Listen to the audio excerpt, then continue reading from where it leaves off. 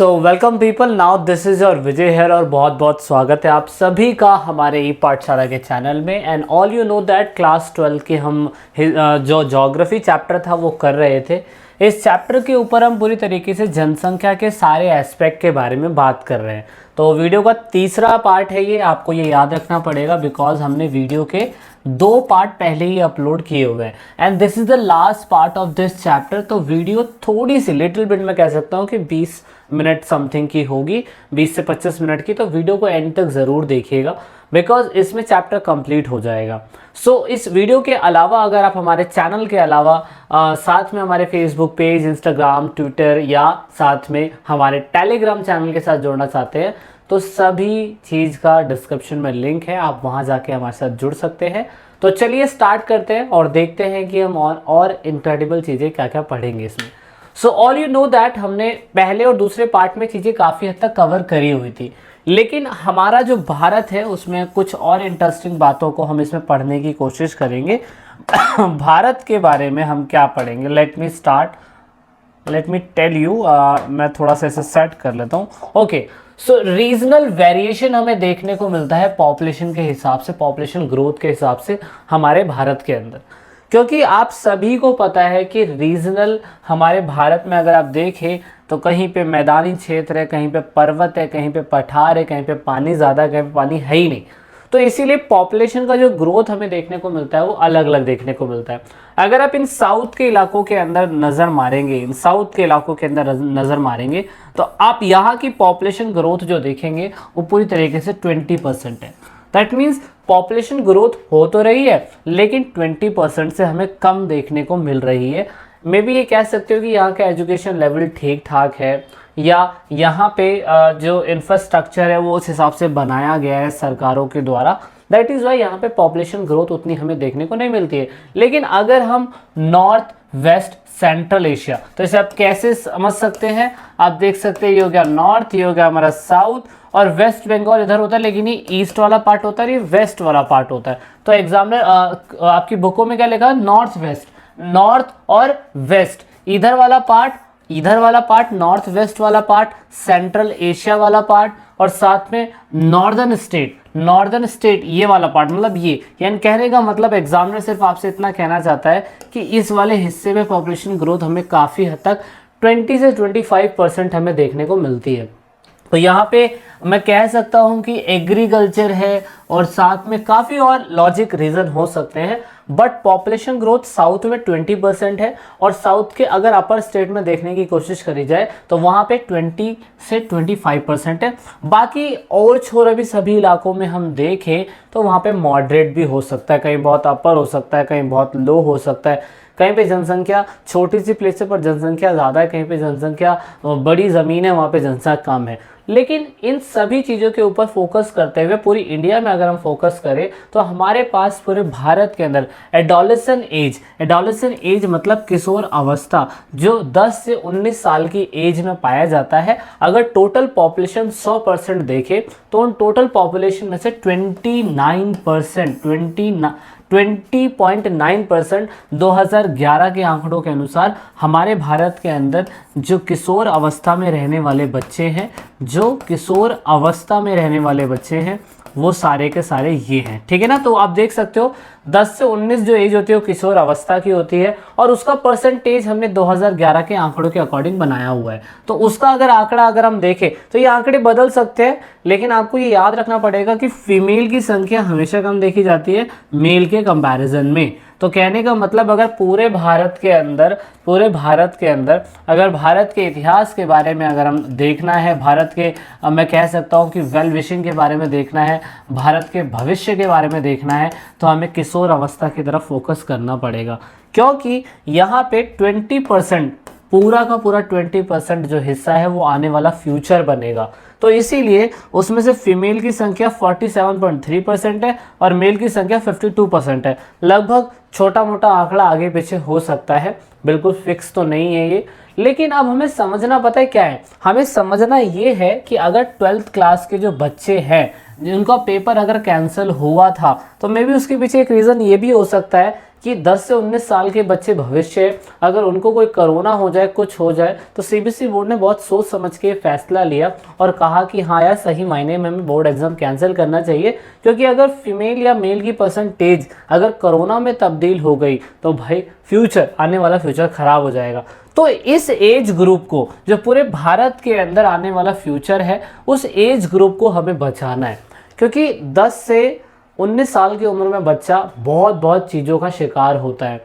वो प्यार प्रेम के चक्करों में फंस जाता है, वो फोकस नहीं कर पाता पढ़ाई में, क्योंकि एज ही ऐसी है। अब देखते हैं 17 है तो खतरा है, तो वो एज ऐसी एक टर्निंग पॉइंट आपकी लाइफ का आ जाता है, तो उसमें बहुत सारी प्रॉब्लम्स होती हैं।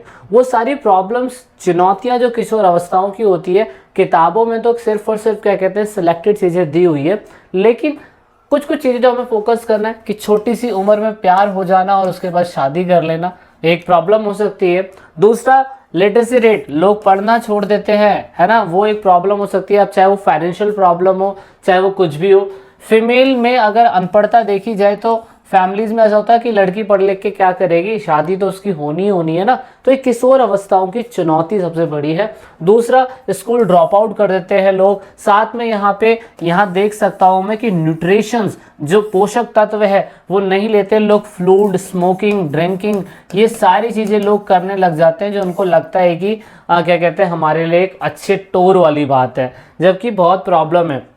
छोटी सी एज में सेक्स प्रॉब्लम की वजह से HIV एड्स जैसी चीज़ों का हो जाना, ये एक प्रॉब्लम है। और फिजिकल एंड मेंटल डिसेबिलिटी भी एक प्रॉब्लम है। साथ में ड्रग अब्यूज़, अल्कोहल जैसी चीज़ों का सेवन करना। और ये है साथ में अगर आपकी लड़ाई हो जाए कि तेरा भाई है कहीं भी देख लेगा, भाई को बुला लियो, तो ऐसे केसेस में जेल जाने के केस भी होते हैं और जुवेनाइल केस हमें काफ़ी देखने को मिलते हैं। तो 10 से 19 साल की उम्र के बच्चे जो एडोलेसेंट एज में आते हैं, किशोर अवस्था की एज में आते हैं, उस एज को संभाल के रखना भारत के भविष्य के लिए बहुत ज़्यादा ज़रूरी है।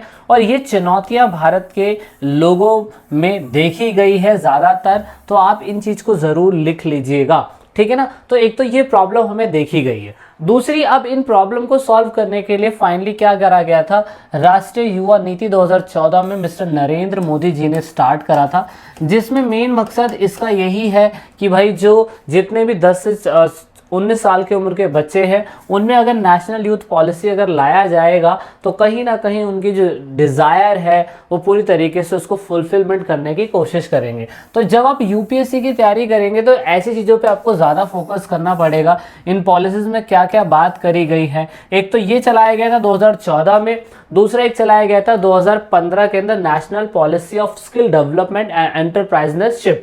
तो ये भी एक चीज़ चलाई गई है आपके इसमें। हिंदी वाले बच्चे जो है वो हिंदी में फोकस कर सकते हैं, तो हिंदी में मैंने इसे नहीं लिखा, माफ़ी चाहूँगा, लेकिन अगर आप बुक देखेंगे तो आपको बुक में समझ में आ जाएगा। तो इस तरीके से सरकार ने ऐसे जो एज ग्रुप के बच्चे हैं, उन एज ग्रुप के बच्चे के भविष्य के लिए कुछ ना कुछ इनिशिएट दिया था। अब हम लोग इस चैप्टर में पॉपुलेशन कंपोजिशन पढ़ रहे हैं, तो पॉपुलेशन कंपोजिशन बिल्कुल ऐसा पढ़ना है जैसे कि चाउमीन को खाने जैसा। चाउमीन में बहुत सारी चीज़ें वेरिएंट डलते हैं and this is called the ingredients, that means उसमें क्या क्या चीज़ें डलनी है, सोया सॉस है, कुकिंग वाइन है, मतलब ऐसी चीज़ें। तो इसीलिए अगर हमें पॉपुलेशन को समझना है तो हमें हर एस्पेक्ट को समझना ज़रूरी है। जैसे कि पॉपुलेशन के अंदर क्या क्या चीज़ें होनी चाहिए कि एज, किस किस एज ग्रुप के लोग हैं, मेल्स फीमेल्स कितनी हैं, किस हिस्से में रहते हैं, किस एथनिक ग्रुप को मानते हैं, ट्राइब्स कौन से, लैंग्वेज कौन से, रिलीजन कौन सा है, शादी का स्टेटस कैसा है, लोग पढ़े लिखे कितने, एजुकेशन कितना, कौन से कितने स्तर में काम करते हैं। तो this is called the population composition, और यही हम पूरे वीडियो के अंदर, पूरे चैप्टर के अंदर पढ़ते आ रहे हैं। आई होप आपको समझ में आ रहा होगा। अब दूसरा हमें पढ़ना है रूरल अर्बन कॉम्पोजिशन। भारत का चाहे कोई भी हिस्सा देख लीजिए आप, चाहे मैं मान के चलूँ कि वहाँ पे साउथ के इलाके में 20% की पॉपुलेशन जो है वो कम है, और अपर के हिस्सों में 20 से 25% की ग्रोथ हर साल देखी जा रही है, लेकिन उनमें से भी हमें ये जानना है कि कौन से इलाके ग्रामीण इलाके हैं और कौन से इलाके शहरी इलाके हैं। तो ग्रामीण इलाकों में आज भी जनसंख्या देखी जा सकती है कि 68.8% लोग 2011 के आंकड़ों के अनुसार भारत में आज भी गाँव के अंदर रह रहे हैं, और यहाँ पे 31.16% 2011 के आंकड़ों के अनुसार वो आज शहरों में रह रहे हैं। अब शहरों में क्यों रह रहे हैं, गाँव में क्यों रह रहे हैं, तो उसका हमने भौगोलिक फैक्टर भी देखा था, इकोनॉमिक फैक्टर भी देखा था, रिलीजियस फैक्टर भी देखा था, वो सभी फैक्टर्स हमने देखे हुए थे। हम इतना डीपली नहीं जाएंगे कि पर्टिकुलर एक स्टेट अगर हैदराबाद ले लो तो हैदराबाद में कितनी पॉपुलेशन कहाँ का राज करती है, ये हमने पूरा ऑल ओवर इंडिया का बता दिया है। आपको इतना ही फोकस करना, ज़्यादा डीपली एग्जामिनर आपसे पूछता नहीं है। अभी मैंने एक चार्ट बना के दे दिया है, इसमें पूरा का पूरा 29-31 जो राज्य हैं और केंद्र शासित प्रदेश हैं उसमें पूरा बता दिया कि पॉपुलेशन कहाँ कहाँ पे राज करती है, कैपिटल कौन सी, टोटल पॉपुलेशन उसकी कितनी है, मेल्स फीमेल्स कितने हैं, वहाँ पे लिटरेसी रेट कैसा है, सेक्स रेशो में मेल्स की संख्या कैसी है ना, रूरल पॉपुलेशन उस स्टेट की कैसी है, अर्बन कैसी है, एरिया कितना, डेंसिटी कितनी है, और हर साल हर 10 साल में उनकी ग्रोथ कितनी देखी गई है। सो आप ये चीज़ कॉपी कर सकते हैं। आप इतना डीपली पढ़ेंगे तो पागल हो जाएंगे, इसलिए इतना डीपली मैं नहीं पढ़ा रहा। अगर हमें ये सुधारना है, इस व्यवस्था को सुधारना है, जो लोग रूरल में रह रहे हैं, जो लोग रूरल गांव में रह रहे हैं, तो उनका मेन काम क्या होता है, प्राइमरी एक्टिविटी जैसे एग्रीकल्चर का काम करना। और जो लोग अर्बन इलाकों में रह रहे हैं, शहरी इलाकों में रह रहे हैं, अर्बन इलाकों में, वो लोग नॉन प्राइमरी एक्टिविटी कर रहे हैं, कह सकता हूँ मैं सर्विस सेक्टर के अंदर वो लोग काम कर रहे हैं। अब हम लोग भी सर्विस सेक्टर के अंदर ही काम कर रहे हैं, लेकिन अगर कोई बंदा प्राइमरी एक्टिविटी से नॉन प्राइमरी एक्टिविटी की तरफ कन्वर्ट होगा तो उसको ये सारी चीज़ें चाहिए, जैसे कि आर्थिक विकास होना चाहिए, स्वास्थ्य की व्यवस्थाएं अच्छी होनी चाहिए, है ना, स्वास्थ्य की स्थिति अच्छी होनी चाहिए। इसलिए आप देखते हैं ज़्यादातर लोग मेट्रोपॉलिटन सिटी की ओर रुख करते हैं, क्योंकि वहाँ पे उनको अच्छा रोजगार मिलता है, शिक्षा अच्छी मिलती है, मेडिकल केयर अच्छी मिलता है, कम्युनिकेशन अच्छा है, काम करने का मैं कह सकता हूँ वेजेस अच्छे मिल जाते हैं, वर्किंग वेजेस जो होते हैं वो अच्छे मिल जाते हैं। दैट इज़ वाई लोग माइग्रेट कर जाते हैं। और ये स्थिति देखी गई है कि लोग अर्बन से अभी धीरे धीरे कन्वर्ट हो रहे हैं, रूरल से कन्वर्ट हो रहे हैं अर्बन की तरफ, क्योंकि उनको ये सारी फैसिलिटीज़ यहाँ पे मिल रही है। सो आई होप आपको समझ में आ रहा होगा। If you like the video press the bell icon of our subscribe channel, और साथ में वीडियो को लाइक ज़रूर कर दीजिएगा। कोई डाउट है तो डाउट में कमेंट करिए, हम आपको बताएंगे। नेक्स्ट है लिंग्विस्टिक कंपोजिशन, बिकॉज हमारा भारत देश डाइवर्सिटी है, डाइवर्सिटी। जब भारत में अंग्रेज लोग आए थे तो उस समय आप देख सकते हो सर जॉर्ज अब्राहम गैरिसन, इस व्यक्ति को लिंग्विस्टिक सर्वे ऑफ इंडिया के नाम से पुकारा जाता है। ये जब बंदा भारत के अंदर अपॉइंट हुआ था, कब हुआ था आप देख सकते हो 7, वैसे तो आयरलैंड में पैदा हुए थे, इनका टाइम पीरियड नहीं दे रखा, लेकिन 1920 के अंदर इन्होंने एक तरीके का वो करा था। ये तो गलत लिखा हुआ है, सॉरी मैं गलत बता रहा हूँ। कहने का मतलब ये अब्राहम गार्सन करके इनका नाम है, गैरिसन करके इनका नाम है। जब भारत के अंदर ये थे तो इन्होंने एक अंदाज़ा लगा के बताया था कि भारत के अंदर अभी भी 179 लैंग्वेज बोली जाती है, और जो बोलियां हैं, जो डायलेक्ट्स है, वो 544 है। मतलब इतनी सारी भाषाएं बोली जाती है। आप सोच सकते हैं कितना इनक्रेडिबल होगा भारत। लेकिन जब हमारा संविधान पास हुआ 1950 के अंदर, तो हमने कहा कि हम इतनी सारी लैंग्वेजेस को और भाषाओं को हेड नहीं बना सकते हैं। इसीलिए हम लोगों ने क्या करा, हमने कहा कि मात्र 22 जो भाषाएं होंगी वो शेड्यूल्ड लैंग्वेज के अंदर आएंगी। और इन भाषाओं के हिसाब से आप देख सकते हो हिंदी सबसे ज़्यादा बोली जाती है, देन इंग्लिश, बंगाली, मठाली, और साथ में तेलुगु, तमिल, गुजराती, उर्दू, कन्नड़, उड़िया, मलयालम, पंजाबी, मैथिली, संस्कृत, और भी ऐसी बहुत सारी भाषाएं हैं जो बोली जाती है भारत के अंदर। मेरा आपसे क्वेश्चन यही है, अगर आप यूपीएससी की तैयारी करेंगे, इसके बाद यूपीएससी की तैयारी में आपको बताना है कि इन 22 भाषाओं में से कितनी भाषाओं में पेपर लिखने की अनुमति दी गई है। फाइंड आउट करके आप बता सकते हैं मुझे। और यहाँ पे हिंदी सबसे ज़्यादा बोली जाती है, और हिंदी में कहीं ना कहीं डिबेट भी हमें देखने को मिला था। ये जब आप हिस्ट्री के चैप्टर करोगे क्लास 12th का 3rd वाली बुक में, तो आपको समझ में आएगा कि हिंदी ही क्यों चुनी गई थी और हिंदी ही सबसे ज़्यादा क्यों बोली जाती थी। ठीक है, हिंदी का विरोध आज भी तमिल स्टेट के लोग क्यों करते हैं, वो सब बहुत सारा तगड़ा रीज़न है। लेकिन अगर हम पूरे भारत का पॉपुलेशन कॉम्पोजिशन देखें तो कुछ इस प्रकार का हमें देखने को मिलता है। अच्छा, रिलीजियस अगर हम देखें, हम रिलीजियस क्यों पढ़ते हैं, रिलीजन क्यों पढ़ते हैं? रिलीजन धर्म कहीं ना कहीं आज की डेट में डोमिनेट करता है पॉलिटिकल और कल्चर लाइफ में, है ना। मेजॉरिटी ऑफ इंडियंस की लाइफ में अगर हम देखें तो धर्म सबसे इम्पॉर्टेंट चीज़ है। धर्म में आस्था और विश्वास तो देता ही देता है, पर ये हमें भारतीयों को लड़ाता भी है। तो इसीलिए हमें कहीं ना कहीं इसको भी समझना होगा। तो इसीलिए आप देख सकते हो भारत में वेरिएंट ऑफ पीपल रहते हैं, डाइवर्सिटी ऑफ पीपल है, अलग अलग हिस्सों में अलग अलग धर्म के लोग रहते हैं। लेकिन ऐसा देखा गया है कि हिंदू, मुस्लिम, क्रिश्चियनिटी, सिख, बुद्धिस्ट, जैन और अदर्स जितने भी हैं वो सारे इतनी परसेंटेज में आज भी भारत के अंदर रहते हैं। क्योंकि भारत एक डाइवर्सिटी का देश है, इसलिए 2011 की जनगणना के अनुसार आप देख सकते हैं कि इनकी पॉपुलेशन इतनी है। क्योंकि मेजॉरिटी ऑफ जनसंख्या हिंदू लोगों की है, इसीलिए सबसे ज़्यादा परसेंटेज हमें इन्हीं का देखने को मिलता है, 79.8। अब क्यों है, कैसे है, वो हमें हिस्ट्री में जानना है। क्योंकि हम पॉपुलेशन कॉम्पोजिशन जान रहे हैं, तो इसलिए हम हर एस्पेक्ट को पढ़ने की कोशिश कर रहे हैं। अब यहाँ पे क्योंकि हमारे भारत के अंदर 10 से 19 साल के लोग जो हैं वो क्या हैं भाई, 10 से 19 साल के लोग हैं एडोलेसेंट एज। इनमें से बहुत से ऐसे लोग होते हैं जो 12वीं से पहले भी कामकाजी हो जाते हैं, काम करना शुरू कर देते हैं। तो इस हिसाब से एग्जामिनर ने और आपसे पूछ लेते हैं कि कॉम्पोजिशन बताना वर्किंग क्लास का कैसा है हमारे भारत के अंदर। आपको पता है कि 2 करोड़ की जॉब मोदी जी ने पिछले साल हमें कहा था देने के लिए, पर वो नहीं दी।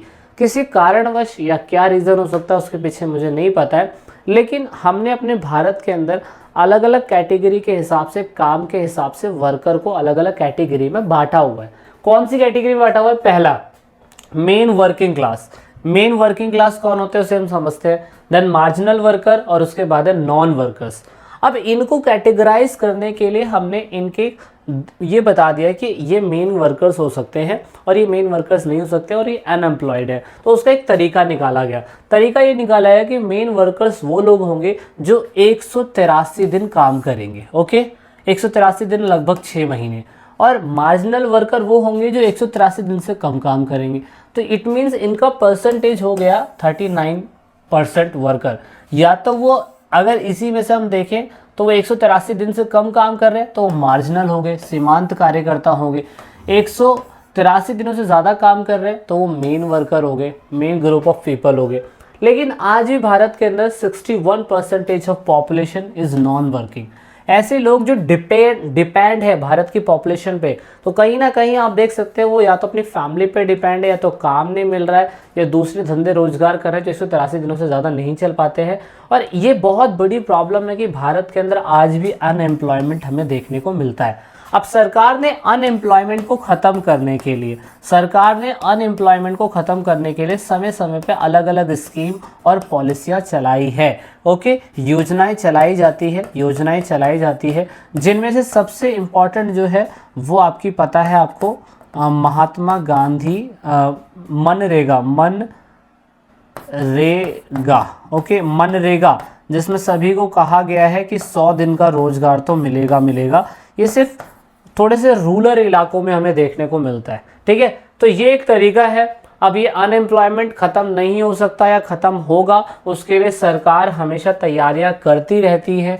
अब सरकार को सबसे पहले तो एम्प्लॉयमेंट क्रिएट करना पड़ेगा। एम्प्लॉयमेंट क्रिएट करेगा तो सिंपल सी बात है, भारत का ही देश का विकास होगा। अब वो देखते हैं कैसे क्रिएट करता है, लेकिन हमारे भारत देश की स्थिति अभी ये है। कुछ इलाकों में सिचुएशन थोड़ी बहुत ठीक हो सकती है, लेकिन ज़्यादातर ख़राब ही हमें भारत देश में देखने को मिलती है। तो ये बहुत ही बुरा हालात है भारत के, जो एट प्रेजेंट टाइम पे ये दिए हुए हैं। अब यहाँ पे हमने क्या किया हुआ है, हमने ये बताया हुआ कि वर्किंग क्लास जो होगा 15 साल से होगा। वर्किंग क्लास 15 साल से लेके 15 से 59 एज के जो लोग होंगे वर्किंग क्लास की कैटेगरी में आते हैं। अब वर्किंग क्लास की कैटेगरी में अगर ये लोग आते हैं बच्चों, तो यहाँ पे हमने क्या कह दिया, हमने कहा कि वर्किंग क्लास की कैटेगरी में भी अलग अलग लोग हैं। प्राइमरी सेक्टर अलग है, जिसे आप प्राथमिक बोलते हैं, है ना। उसके बाद सेकेंडरी सेक्टर अलग है, जिसे आप मैन्युफैक्चरिंग बोलते हैं। तीसरा सेक्टर तृतीय क्षेत्र अलग है, जिसे आप सर्विस सेक्टर बोलते हैं। चौथा सेक्टर अलग है, जैसे आप चतुर्थ सर्कल बोलते हैं, वर्क बोलते हैं, जैसे क्वार्टरनरी एक्टिविटी बोलते हैं। अब यहाँ पे ये बताया गया है कि अगर हमने काम की कैटेगरी को अलग अलग कैटेगरी में बांटा हुआ है, तो भारत की जीडीपी में सबसे ज़्यादा मदद कौन सा कर रहा है? Service sector, okay. Service sector सबसे ज़्यादा हमारे भारत की जीडीपी की ग्रोथ को बढ़ाने की कोशिश कर रहा है। जबकि पुराने समय में जाए 1950 के टाइम पीरियड में, तो वहाँ पे हम देखते कि एग्रीकल्चर ज़्यादा होता था। वो हमें इतना डीपली नहीं जाना है। अब यहाँ पे हमें ये भी देखने को मिलता है कहीं ना कहीं आज भी प्राइमरी सेक्टर्स के अंदर फीमेल्स की जो एंट्री है वो ज़्यादा है और वो प्राइमरी सेक्टर के अंदर आज की डेट में काम कर रही है। ये कहाँ के इलाके में देखा गया है? ये एशिया के इलाकों में देखा गया है। जबकि अगर हम यूरोप की कंट्री में देखें तो यूरोप की कंट्री के अंदर कहीं ना कहीं फीमेल्स की संख्या वर्किंग क्लास में ज़्यादा है। तो इस हिसाब से हम देख सकते हैं कि हमारे भारत देश के अंदर फीमेल्स की वर्किंग कंडीशन ठीक नहीं है और ये बिल्कुल फैक्ट है सर्वे के अकॉर्डिंग। ओके, तो इसको भी हमें कुछ ना कुछ ठीक करना पड़ेगा। तो इसीलिए भारत में ये ध्यान रखा गया है कि कुछ समय पहले ये डेटा आपकी बुक में छपा हुआ है, ये बताने की बस ये कोशिश कर रहा है कि किस तरीके से प्राइमरी सेक्टर के अंदर डेटा में थोड़ा बहुत चेंजेस आया है कि प्राइमरी सेक्टर के अंदर लोग क्या कहते हैं, मेल्स लोग हैं और फीमेल्स इतनी हैं। तो ज़्यादा फ़र्क तो है, लेकिन मेरा ये मानना ये है कि अगर एग्रीकल्चर प्राइमरी सेक्टर के अंदर अगर आज की डेट में हमारा देश काम करता रहेगा एग्रीकल्चर में ही, तो वो सर्विस सेक्टर में कब काम करेगा? हमें अपने आंकड़ों को सर्विस सेक्टर के अंदर बढ़ाने पड़ेंगे, टर्शियरी सेक्टर के अंदर बढ़ाने पड़ेंगे, जिसमें आप देख सकते हो लगभग इतना इन्होंने बता रखा है और वुमेन्स का परसेंटेज इतना बता रखा है। तो ये हमें सर्विस सेक्टर में बढ़ाना चाहिए। ये बदलते हुए आंकड़े हैं, पर ये आंकड़े सिर्फ और सिर्फ नंबर में दिखाई देते हैं, देश के डेवलपमेंट में दिखाई नहीं देते। हमें देश के डेवलपमेंट में दिखाई देने पड़ेंगे। अब यूपी और ये थोड़े आंकड़े बता रखे कि यूपी और नागालैंड में कितनी खेती होती है। शहरी केंद्रों के अंदर आज भी हम देखते हैं कि शहरी इलाकों के अंदर सर्विस सेक्टर ज़्यादा है, एग्रीकल्चर है नहीं। और साथ में जो यहाँ पे भूमि की अनुपलब्धता बता रखी है, इसकी वजह से लोग ज़्यादातर इंडस्ट्रीज़ को बनाने की कोशिश करते हैं और इससे डेवलपमेंट हमारे भारत देश में देखने को हमें मिल रहा है। अब बहुत सारे नेगेटिव भी है, पॉजिटिव एस्पेक्ट भी है, पर आपकी बुक के अंदर जो ओवरऑल छोर बताए गए हैं मैंने उसे कवर करने की कोशिश करा है। So this is it in this video. और अगर आपको हमारी वीडियो पसंद है सो यू नो दैट आपको क्या करना है। And thanks for watching till the end of the video. कुछ नया सीखने को मिला है तो लाइक कर दीजिएगा, कोई दिक्कत है तो कमेंट कर दीजिएगा। इंस्टाग्राम, फेसबुक, ट्विटर और टेलीग्राम पे तो हम हैं ही, आप जब मर्जी आप हमें मैसेज कर सकते हैं। So this is it in this video and let's meet in next chapter.